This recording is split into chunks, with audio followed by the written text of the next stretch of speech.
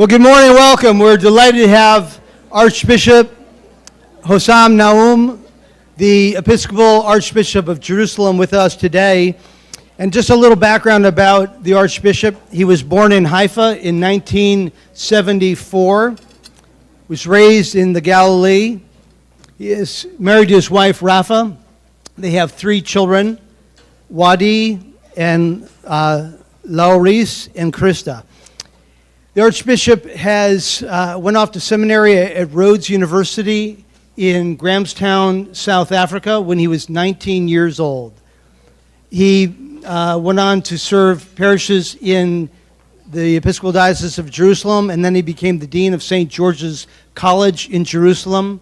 And in 2020, he was elected coadjutor of the Episcopal Diocese of Jerusalem, and then consecrated as the Bishop Diocesan in 2021 on May 13th. That was a time when we were still dealing heavily with COVID. One of our mutual friends, the Right Reverend Peter Eden, flew all the way over to help with the consecration, and almost no bishop was willing to leave because they couldn't leave their diocese. They had everyone had a 2-week quarantine. If you had left and done something like this, it was almost impossible to fly in many places. So we are so fortunate now to have you here today, and please join me in welcoming the Archbishop of Jerusalem.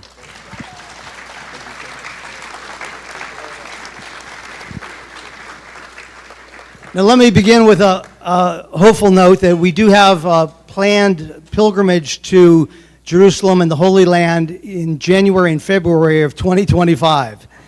So for the ambitious among us, that is still a go, but only if the war has ceased and we're confident that it's safe to go. But hotels are actually completely occupied in Jerusalem for 2025 already. There are a lot of people of faith who would like to return to that land that we call the Holy Land. Also, the Reverend Nicholas Porter, who is the founder and executive director of Episcopal Jerusalem Peace Builders, will be doing a 3-part program for us in the fall, and there should be information on your table about that as well. It's a chance to learn a great deal about this incredibly complex, fascinating part of the world, and if you are ever planning to go over there, you won't want to miss it. If you don't feel like you can go over there, it's a way of developing incredible insight through being part of that program. I want to begin by asking, Archbishop, if I may, your diocese is extremely vast. It includes Jerusalem, Israel, Palestine, Lebanon, Syria, Jordan, and even Yemen. You have 28 parishes, I believe, and over 30 institutions. Can you tell us a little bit about the breadth of that ministry? And is there one ministry that stands out in your mind that you're particularly drawn towards or feel extremely proud about? No, thank you very much, Father Merrick, again for the wonderful welcome, and I really thank each and every one of you for staying behind on a Sunday, late morning, afternoon, and I know that how precious it is, a family time, so thank you very much for being here. You know, the Diocese of Jerusalem, as Father Merrick said, extends into the 5 countries of Syria, Lebanon, Israel, Palestine, and Jordan, and within these countries we have 28 congregations, but the bulk of those congregations are on each side of the Jordan River, which means Jordan, Israel, Palestine. For the most part, we have 1 congregation in Syria, in Damascus, and 1 in Beirut, both called All Saints. And you know, we have also 35 institutions that are run by the diocese with hospitals and clinics, rehabilitation centers, and other social programs. You know, like one thing about the Diocese of Jerusalem that's quite unique is that, you know, since we have been engaged in ministry, I'm saying globally here, for 2,000 years, since the very beginning of Christianity, you know, one of the things that, you know, we tend to, you know, to develop, having Jews and Muslims being our neighbors for more than 2,000 years with Jews and 14 centuries with Muslims, you know, like our evangelism, our mission into these communities has shifted somehow from its traditional way of doing evangelism into showing Christ in action. Our witness to Christ and Christ's love in these communities continues to stand out through our congregations, our ministries, outreach, these communities, those institutions that, like really show the real love of Christ. For me, what is really dear to my heart, and I think Josh will like this here, is youth ministry. Youth ministry is really important for one simple reason, because if we are really serious about the future of the ministry in the Holy Land, since our percentage dropped drastically to less than 2% in the Holy Land, the future is our children and young people. So we are investing, I am investing a lot of my time into this ministry so that we can ensure that there will be a future for our church in Jerusalem. Can you tell us a little bit about the Living Stones? By the way, when I flew back a year ago, March, with our pilgrimage team, leaving, at that point we left Jordan to fly back after our pilgrimage, I sat next to a couple who had gone with an evangelical pilgrimage led by a Jewish organization and asked them if they had met any Christians while they were in the Holy Land. And they said, no, we didn't.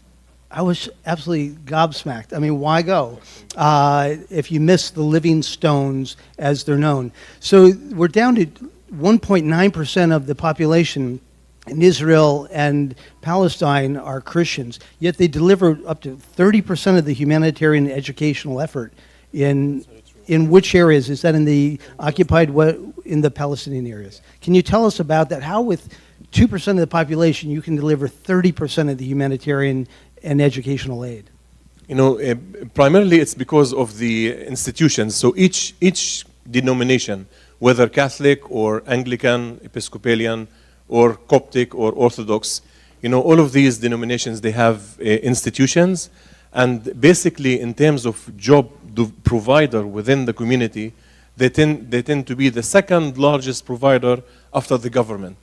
And this is really substantially, the churches make a huge difference in the life of the churches over there. So that's mainly what the church is really offering to the community that is really struggling in many ways in that area. So the percentage of Christians has dropped tremendously. I think in 1921 and 22 it was about 20% of those living in what we now call Israel and Palestine. 27% almost, yes. So how did it plummet so much in the last 100 years? What has driven that kind of exodus of Christians from the Holy Land? And then just going back briefly about the previous point, I think, when it comes to visiting the Holy Land, people use different terminology. And, from that terminology, you can determine where they're going. So if they are like tourists, then, they're going to the beaches and they're going to certain places, and they will certainly not have a chance to meet with Christians. But if they are on pilgrimage, that means that they are seeing both the ancient stones, that is the Holy Sepulchre, and the Nativity, and all the Transfiguration Mountain, etc., but they're also meeting with the living stones, as you said, the living witnesses, who are the Christians there, to worship with them on a Sunday, which like I did, imagine me coming here and not worshiping on a Sunday. And it doesn't feel right. And I think that's really important. And in terms of the second question, I think when it comes to the Christian presence in the Holy Land, over those years, almost 100 years, since 1922, almost 100 years, there have been lots of wars, beginning with the Arab Revolt, leading into the independence of Israel, or Nakba, and then leading into the Six-Day War, and then the First Intifada, the Second Intifada, and now, the Gaza War, and God knows what will happen next. Basically, the Christian community feels squeezed by the war that is going on for a long time, the conflict, and at the same time, the economic situation, I would say feeling also a minority, and the minority dynamics are really difficult. Not because we are like a kind of a sect or a minority group. I'm not saying that, but in terms of numbers, being the 2% of the population comes with the great challenges, for us in terms of our government representation, community representation, all of that. But at the same time, people who go to the Holy Land, they know that, and I can speak for myself. you will be surprised to say, like, maybe the Anglican Church is maybe one of the smallest, even Christian denominations. So we are a minority within a minority within a minority. But at the same time, my congregation is really 50% of the population. Why? Because, of those hospitals and clinics and outreach and the pilgrims who come, and this is really quite a huge witness, where your outreach goes beyond the church walls that we have so it's a blessing ministry that we engage in, and we will not give up. I am, at least speak myself, I will not leave. I will continue to be there and to witness as much as I can. And correct me if I'm... Thank you. I believe that all of your hospitals and schools are open to Muslims, Jews, and Christians. Is that correct? That's correct, yes. Mainly I would say, especially in Palestinian area, it's mainly Muslim and Christian since the population. But also, if you look at it before 1948, when all the people lived together, our institutions serve everybody, irrespective of their background, their gender, their color, or their religion. And this is the wonderful news about our congregations and institutions, that they serve the needy and those who are in want, no matter what. We never discriminate against anybody, but we feel, like I said in my sermon, that everybody is a child of God. You had mentioned before when we were having a conversation about what you anticipate coming forward now with the hundreds, perhaps many thousands of children who will need amputations. Could you talk to us about that dire situation in the Gaza and what has happened? 75 to 80% of all the buildings have been destroyed, I believe. Since the 7th of October, which really led to really devastation, I know that, and we can speak on both sides of the conflict, with the 7th of October being really a dreadful event that took place inside Israel, and then the retaliation that happens afterwards in Gaza. I think as I said in my sermon, the matter of the fact is that both nations are suffering. And again, when we speak about suffering, there's no point saying who's suffering more than the other. I know that politicians tend to do that, but from our point of view, since we speak about a holistic peace and a holistic healing, it is important that we say that what's happening in Gaza. Of course, if we compare the numbers, they are really vast. About 30,000 people, more than 30,000 people were killed in the conflict. Many children, many women, many civilians. And out of that, also the injuries, it exceeded 70,000 injuries, including many, many, many children who have been hurt. And they already been amputated. So basically, the rehabilitation need and trauma after the war, even now, during the war and after math, I think it's going to be huge.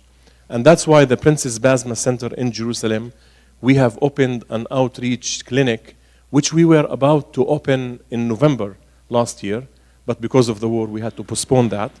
But Princess Basma is doing a lot in order to alleviate the suffering of the people in Jerusalem now, but hopefully, and now we have opened a new clinic, not in Gaza City, but in Rafah in the south, where almost all the population of Gaza Strip are there now, in order to offer rehabilitation and healing and medical care for the people who are there, who are now refugees within the Gaza area, those who have moved from the north to the south. So that's the situation, and I think we will be doing a drop in an ocean, but again, a drop is also important, as the drops make up the ocean. I'm told that the Gaza Strip is like the largest refugee settlement in the world, and it's essentially almost 2 million refugees in one of the most densely populated areas on Earth. Now they've declared famine there. What are you all able to do in terms of providing aid there, and how is this impacting life on the occupied West Bank for other Palestinians? Yeah, indeed. I think one of the things that we are really trying hard, and since the beginning of the war, things have not been easy to move into Gaza or to bring any aids, as you could see here on the news. And you could hear also, like, the government in the United States been urging Israel to allow aid into Gaza and all of that. So it has been difficult in many ways, but there are lots of agencies who are doing this, and through them we have been able to get some supplies for our hospital, and also we were trying also to do as much as possible in order to reach out to the people. I would say that the Anglican Church, we're not involved in aid as such, because that's something that like really humanitarian agencies had to do that with the current situation. But we continue to support our staff and continue to resource the hospital so that it continue its mission and work there. And I have to say, like, really, I want to say here again a big thank you for the American Friends of the Episcopal Diocese of Jerusalem, who have been our major donor in order to support our work in Jerusalem at large, but specifically in Gaza. And we are really very careful how to manage all of that so that we be credible, honest, and transparent, so that these monies are going to the right people in that conflict, and also in the West Bank, and I would say even more, like inside Israel, and also going into Lebanon, which is also part of my diocese. The need is also really great because the ripples of the war in Gaza goes far and really beyond simply Gaza. So now we are also looking at how we can support the hospital in Nablus, for example, in the West Bank, that is really also suffering from people who are not being able to reach the hospital. But you need to keep also the employees in place, the place open nonetheless. So these are like heavy burdens that we have to worry about every day, how to keep, and to keep the ministry of the diocese going despite everything. So I had the privilege about 5 weeks ago of being down in Houston at the Episcopal Parish Network Conference and meeting Dr. Suhaila Tarazi, who's the director of the Al Hospital in Gaza. Very courageous woman who had to actually, I'm told, be smuggled out to avoid becoming a target. She explained that in the courtyard they had 3,000 people waiting out there, and the physicians and the staff kept on going out trying to get them to disperse and go elsewhere. They said, "Where can we go? This is the safest place." And then missiles came in, and there were claims on both sides as to who fired those missiles. She said they were very sophisticated weapons. They literally melted children who were in that courtyard. I mean, to give you an idea of the impact of how horrific this has become. She said the hospital, I think, was started in 1910 or built then, and that they had added renovations to it maybe 10 or 20 years later. But now there are cracks and damage to the walls and things, and to some of the machinery inside. What is your vision for that hospital moving forward? And they're operating, as far as I know, very heroically right now. Can you tell us about that? Yeah, absolutely. I think, like if we take the percentage of destruction that took place within Gaza, we're talking about like more than 75% of the infrastructure is gone. It's really flattened to the ground. I think, being part of the 25% is just a miracle, to have the hospital still standing and despite everything. Although there have been some damage, partial damage, but it wasn't flattened. But I think, for us looking into the future and the long-term vision for the healing ministry in Gaza is tied into two things. The first one is the Christian presence in Gaza. And, there have been a lot of misleading information that there are no Christians in Gaza. This is not true. Gaza is one of the most and the oldest centers of Christianity, which was established on the legacy of the Ethiopian eunuch. You know the story very well of St. Philip's. And that's why we have our own St. Philip's Church in Gaza, within the hospital grounds. So, unfortunately, over the years, like in many places around the Middle East, but specifically in Gaza, we have lost a lot of our people there. And we were left with 1,000 Christians, and now they are down since the 7th October, down to 700. And more will go out. So I think, our presence there as a hospital has to support the Christian community who are there. Otherwise, what's the point of being there? It's important, but again, it has to be attached to the church. That's one. The second thing is that the hospital itself is an ethos. It's a ministry. It's a way of life that we are trying to present through the buildings. So the buildings, even if they are gone or they are intact or damaged, whatever it is, that will not hold us back from carrying on the work. Because, material can be replaced, can be repaired, etc. But I think it's the ethos and the willing to do what we need to do in a place that is so much in need. And I think this is where the Anglican Church comes in, and this is where the church comes in, because the church has to be the church, even in times of conflict and war. Can you shed a little light to whatever ability you're comfortable talking about it on Hamas? You mentioned to me before this that you'd never had any meetings with anyone with Hamas, and they'd actually tried to reach out. But there are those who want to simplify everything and paint everything with one paintbrush. All Palestinians are bought into Hamas or something like that, which is just really such a it's just a poor understanding. Can you tell us a little bit about what's going on with that now? Are the people who were formerly supportive of Hamas, have they turned on them and said, look, what have you done to our land? And where do you think we're going to go forward in terms of this? Indeed, maybe it will be good that we have a small exercise, if that's okay. Now, I won't be offended by whatever answer you give. Just come by raising hand if you feel comfortable. Now, how many of you think that I am Israeli? 1, 2, 3, 4. Okay. How many people think that I am Palestinian? Okay. How many people think that I am an Arab? Okay. How many think that I am Christian? I think that's that's quite obvious. No, the answer is all of them, by the way. No, indeed, it's all of them, because I am an Arab because Arabic is my first language, and Arab Christianity existed way before even Islam came into being. So it's important, If we go to Acts 2, verse 11, during the Pentecost, among the 15 nations that are listed, and I think Luke kept the best for last, are the Arab nation there, and then being also as I said, so I am an Arab but not a Muslim. That's one.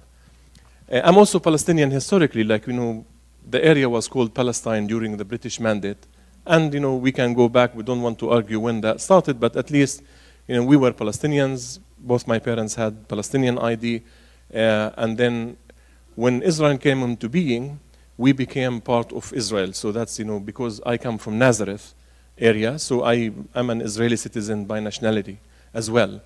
So I'm a Palestinian as well, but not a terrorist. And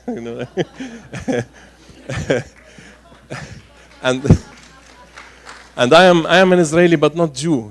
So that's I think the complication of the question you asked me lies within our own identities, because we are such mixed community in the Holy Land, and being one or the other doesn't make us better or less than whoever is there, Hamas or any other party or all of that. But I think what makes us, on the wrong side of things is when we decide that violence or bloodshed becomes the way of life.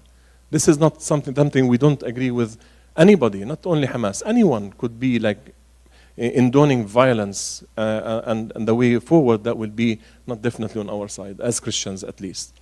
We're always kind of careful how to tread the ground. How do we negotiate, how we engage with people on the ground. But honestly speaking, we as Christian community have been very vocal about our position as people of faith and also as members of the community. It's just to continue to strive for peace and justice in the land, and that's have been our role, bridge building, reconciliation, and bringing people across the divide together. I know it has been mission impossible for so many years, but we will not give up, because this is who we are and this is who we'll continue to be. What role will spirituality play going forward? I think how could Hamas have launched that attack on October 7th and have any sense of spirituality and a respect for those who are different, who are Jewish and whom they attacked? On the same note, for Israel to kill over 3,200 32,000 Palestinians, you have to say, where are you in terms of losing spiritual moorings and the disproportionate response? Where can spirituality play a part to kind of help people, again, like what Jerusalem Peace Builders does so brilliantly, bring people together and help them respect the other and remember who they're moored to, ultimately moored to God? Yeah, I think spirituality is definitely a good word to use there, and I think I don't want to oversimplify the conflict, but I want to simplify the way people back home think, whether they are Palestinian or whether they are Jewish or even Christian sometimes. It all has to evolve around Jerusalem, and that's it. So if you follow the language that is used by many people, Jerusalem is always involved in this, whether it is the flood of Jerusalem or Intifada of Al-Aqsa or whatever it is. Like, people use this terminology in order to kind of claim as if Jerusalem is exclusively their own. And I think this is the beginning of, this is the original sin, if I may say so, for that conflict. Why? Because it is one group, each group thinks that Jerusalem is theirs, and they want to claim it. And I think, unless we understand and we admit that Jerusalem should be and is the spiritual home for far more than just simply Christians or Muslims or Jews. It has to be. This is the home of, the Abrahamic faith as it stands now. And anything that has to do with changing of that character and the status quo of Jerusalem will certainly means playing with fire. This is how I see it. I know that, complication is a lot, and people have narratives and history and memory and all of that. But I think, we have to look at ourselves today and how can we, and we did it in the past, 2,000 years together. This is not something new, like as we are trying to figure out how to live with Muslims or how to live with Jews or how to live with Christians. But we've been neighbors for 2,000 years, and we've done it. We are doing it. I come from a place in north of Israel where Christians, Muslims, and Jews, they live side by side, they work together, they are in the same buildings, in the same work, and it's not mission impossible at all. But unfortunately, there are those radicals who are always, make our life miserable. Sorry to say that. They make our life difficult, and they want to push an agenda, and unfortunately, they feed each other. That's where we are right now, and I hope that people like peace builders, like Kids for Peace in the past within the diocese, and any peace building program will help us find, God's image in each other. This is where it comes. It's important that we see the face of God in all people, whoever they are. When the Israeli offensive ends, what are going to be your 2 or 3 biggest priorities? When the Israeli offensive ends, what will be your 2 or 3 biggest priorities for the Episcopal Diocese? Yeah, I think that will be a time, and we have already begun this. It is to reimagine what the ministry of the diocese would look like for the future. I think some places would have to change direction, and they're fine. But I think I think the Holy Land will never be the same after this war. Something has changed. And if I may use, I didn't live in the States at that time, but I lived later on for a couple of years in DC. And I have heard, at least from my friends and clergy and bishops, how 9/11 have also changed the way we have lived, or we live in the States. I think, these kind of focal points, whether they are negative or positive, they reshape how we think and how we behave and how we look into things. I think in some ways, I think the war, the current war today, will definitely reshape how we think and how we imagine the future. But I think it is time for us as a diocese to be serious about this and really think wisely and effectively how we can be agents of transformation in time of like war and aftermath war. I believe most of your family lives in the West Bank. Is that correct? You have quite a few. My in-laws live in the West Bank, and my wife is Palestinian. She's not an Israeli citizen, so she lived in before we got married in Palestine, but my parents are in Nazareth, in Israel. So can you tell us a little bit about what life was like before October 7th in the West Bank, and what is it like now? Any No, I personal illustrations you can kind of shed some light on? In order to be honest, it hasn't changed much. The situation in the West Bank has been difficult for a long time. For many, many years had been difficult, and as much it was difficult in Gaza. And I don't want to, by no means I want to justify any violent actions, but certainly the situation, and I would say maybe to be fair, the absence of peace, if I don't want to say more than that, but you can imagine what I'm saying. The absence of peace in the Holy Land, leads to more violence. That's the bottom line. As long as we continue to postpone, as long as we continue to put aside, negotiations, peace talks, and peace buildings, we are just inviting peace and extremism into our midst. That's how I see it. So security-wise, things didn't change much. Before the 7th, and now, it's pretty much the same, I think. It's getting worse, I'm sure, but it has been bad already. But the great fear is that the devastation of Gaza now is just going to sow the seeds of generations of more terrorists.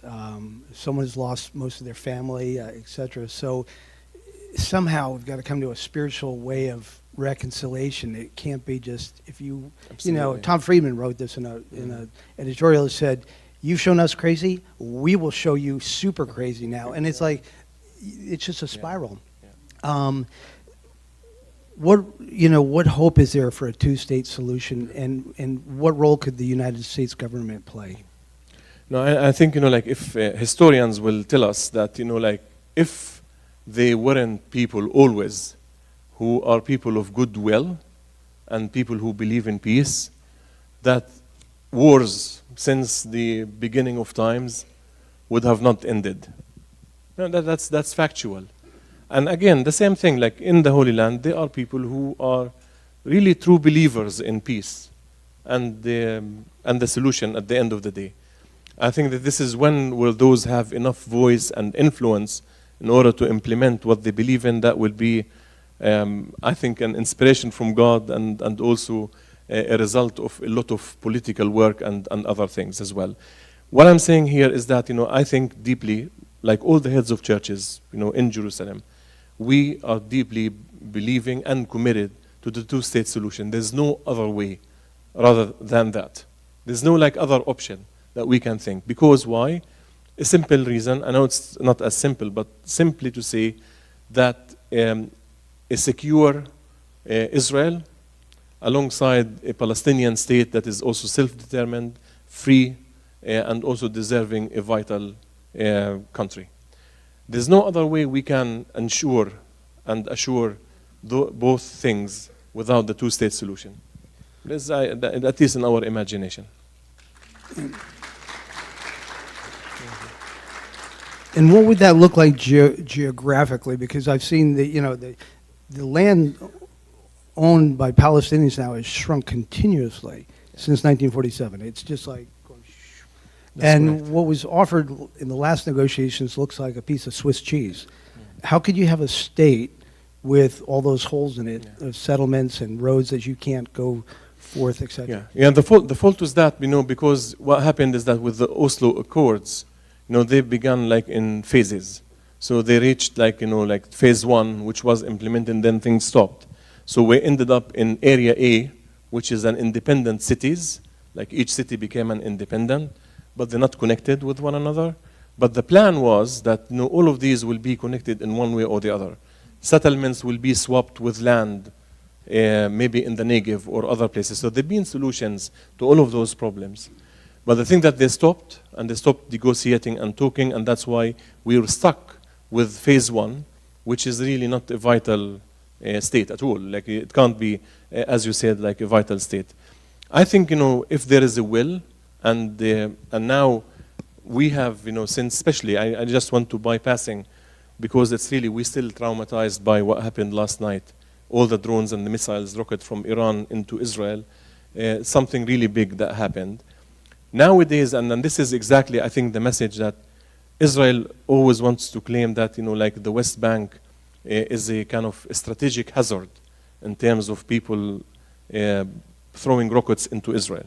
But we have seen the places, even from Yemen or even Iran, people sending drones, from their smartphones. Things have begun. Like, it's a crazy world that we live in, and it's no longer those thinking strategically when you have a catapult or we're not in the Iron Age anymore. The point is that I think having a good neighbor is your safest, I would say, insurance policy. That's how I see it. Other than that, there's no way we can ensure the security for any state as we see in the technology today that's taking place. So that's only something that we were trying to bring across, that, again, the absence of war is not peace. And this is where we need to build relationships and trust so that, we have such a common life. And let me tell you something, even now within Israel or within Palestine, no one side can live without the other. We are so much dependent on one another, whether with workers or with the economy or market or you name it. It's not as you hear on the news as if one side live with the other side. Daily basis, Palestinians and Israelis, they are side by side working and doing things. That's how it is, even now. Maybe less in some areas, but that's how it has been, and there is no way it can be otherwise. Let me ask you, you have so much responsibility for these hospitals, schools, churches, people's welfare, people who can't earn any income right now. You're trying to keep them on payroll so they can provide for their families. What keeps you up most at night? What are your biggest struggles that you wrestle with? Besides my wife? No, I'm blessed with wonderful family, and they're really great support, both my parents and in-laws and my immediate nuclear family. But I have to say that, I am honestly, personally blessed with so many friends around the world. Friends, whether they are bishops or clergy or faithful people, and from different faiths and denominations and all of that. So I think, having, and this is something that I really feel that I'm really blessed with, so much relationships that keep me, I would say, safe in a sense, because I feel the prayers and the support that is coming from around the world, and it's really enormous. And I don't take this for granted, so that's one. And the other thing, I think, having wonderful staff around me as the bishop, whether with Father Don and those who are in the Jerusalem office or Amman office, and most importantly, the clergy, my clergy, who are absolutely wonderful. They are, I would say, I am a sample of those giant clergy who are doing fantastic work. Together as a diocese, as clergy and heads of institutions like Suhaila, you mentioned, and many others throughout the diocese, you look at them and I ask myself, how on earth are you doing this? In a place like Gaza or Nablus or Nazareth or wherever it is, there's so much responsibility, there's so much to give in, with so little resources, but they are doing marvels.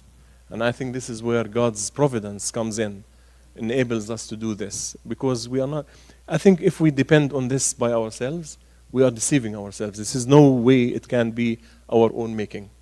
And I do believe that, having all of this, I have to utilize as a bishop and as a leader, is to bring the best out of everybody. And that has to be through teamwork. And as we say, teamwork makes the dream work. This is how we were taught from since we were in kindergarten, I guess. Last couple of questions. I just want to ask, everyone in this room has challenges that they're facing. You're facing enormous ones. What wisdom would you give us, for people facing challenges, difficult moments? Can I get through this? You've got huge things to get through. Are there some verses in Scripture that have been speaking to you greatly since October 7th? Are there anything spiritually you've been reading? How do you move forward with hope? Yeah. Now, I think one of the verses that I began my ministry with, and I was on the day of my installation, by the way, which is the 13th of May, 21, we were also in a war with Gaza, or there was the Gaza war.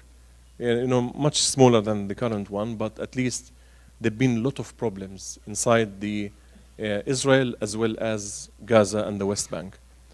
And I remember, we were supposed to have 1,000 people in the installation, but we ended having only a couple of hundreds. And it was an online service as well. Anyway, so at that time, I was thinking what verse in the Bible really that speaks to me and will be something that will reflect my future ministry for years to come. And I couldn't find anything better than, of course, all the verses are wonderful, but that spoke to me was John 10:10, which is, I came that they may have life and have it in abundance. People could have life, but there are all sorts of lives that can be given. Jesus has given us the best of any life we can imagine. But what is our witness to what kind of life I want my people to live and to have? It has to be of abundance. It has to be something away from scarcity, away from need. And that spoke to me and continues to be that, we need to offer the best for the people because, again, they are God's image. So that's one. And then the other one, I can't now remember exactly where it comes from, but, Paul's words when he spoke about our human condition, that we are pressured but not crushed.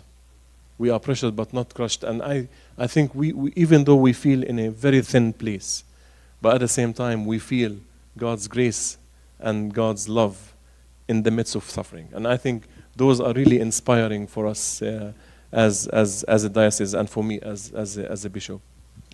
I want to just close by asking you, if we want to get more committed as a parish, how can we support the vital ministry that you are providing and that your diocese needs? What could we as a parish do in terms of, writing our political leaders and things, but also is there a possibility of possibly companioning one of your churches or schools, or how else can we help? I think in normal days, I would say that, to make it easy for people to remember, there are 4 P's that I normally give to people as something that just kind of make them think about how can they support or be in touch or the like. The first one is prayer. I think, praying for your siblings in the Holy Land is really important. It's such a huge gift that you can offer to your sisters and brothers as part of the body of Christ. And I think if you have time, I think you can also include the rest of the people of the Holy Land. That would be also great. The second P would be peace building. Continue, as you said, and I'm really thankful to you and your choir for including praying for the peace of Jerusalem, such a wonderful anthem we have heard, and this is really important. So the first 2 P's are summarized in Psalm 122. Pray for the peace of Jerusalem. So peace building is the second. And if we can advocate, and those who are closer to Washington, who can lobby and talk to their senators and Congress people, in order to encourage them to pressure both Israelis and Palestinians to sit on the table, that would be great. The third one is pilgrimage, and I know that this is maybe now kind of on the shelf for now, but again, the war will end and pilgrims will start coming back again. To come and see is a great gift, and I think we had you last year with us with people from your congregation and others, but it is such a great gift that we are united in the place where it all happened. It changes your life drastically. I think this is at least the witnesses and that I heard from people who have been there. They say the simplest thing they would say that to walk in the footsteps of Jesus, both physically and metaphorically, is not any experience. It's such a wonderful experience, and at the same time, since we've been there, we don't read the Bible anymore the way we used to read it. So they see it from a different lens altogether. So that's the third one. The fourth one, and this is maybe more for Father Bishop Greg to to tell you more about, and the American friends, like Eileen, what we call, depending where I am. So if I'm in England, I will say pounds, and if I am in the States, I pay pence maybe, or pences. But the idea is that how can we source or resource the Diocese of Jerusalem to continue its ministry? And why is that? Not because the Diocese of Jerusalem is poor, but we are engaged in a mission unlike any other diocese in the world, for a simple reason that we, Jerusalem, being the place where it all happened, and with the challenges that we face with a dwindling number of Christians, our ministry that we do and perform in Jerusalem and the area is on behalf of the whole Christian church. So it is your diocese, it is your place, it is your church that we feel that we need to do this together. We alone, we can't achieve that. And I'm talking about the level of the institutions. If it was only for the pastoral care and congregations, we really in a good place. This is not where we need our extra resources. They're taking care of themselves. But opening a hospital in Gaza, another rehabilitation center on the Mount of Olive for needy children, there's no institution or entity can maintain such ministry. And this is the wonderful thing, that it's been going for a long time, and I think it will be going for many, many years to come. But that wouldn't be possible without the support of our siblings in Christ around the world. Well, I think you can count, and I hope I can count on all of you to be behind this. It's so important for us to support what the Episcopal Church is doing in Jerusalem and in your entire diocese. We thank you so much for being here, and we hope you will know that you go back tonight at 2 a.m. on your flight with our prayers, our support, our love, and please greet our brothers and sisters over there and all. Thank you, Father Merrick. Thank you very much indeed. Thank you, everybody. Thank you all for coming out. Have a blessed day. God bless you.